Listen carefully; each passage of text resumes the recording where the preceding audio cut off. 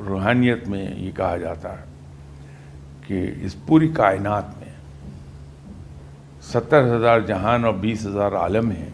تو اگر ہم یہ کہیں کہ ہم کتنے عالموں سے یا کتنے جہانوں سے واقف ہیں، جواب نہیں دے پائیں گے. یہ بالکل ایسا ہے کہ فرض کر لیجئے ایک 500 فٹ لمبا ایک ہال ہے، ان میں دروازے ہیں.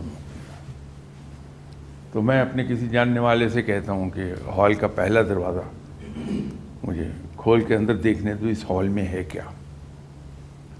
تو وہ میرے ساتھ مہربانی کرتا، ایک دروازہ کھولتا، اس کے قریب لگا ہوا بلب جو ہے وہ آن کر دیتا ہے.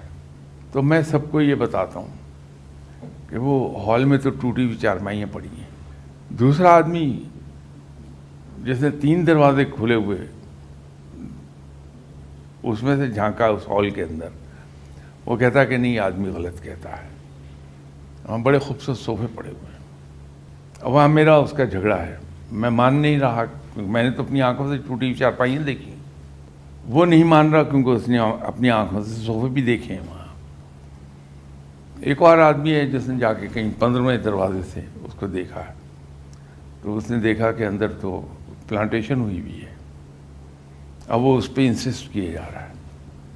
اس کائنات کے بارے میں ہمارے ویوز ویسے ہی ہیں جو میں نے ہال کی مثال دی، کہ جتنا ہمارا علم ہے ہم اس کو دیکھتے ہیں اور اسی پر ڈٹے ہوئے ہیں کہ نہیں یہی سچ ہے.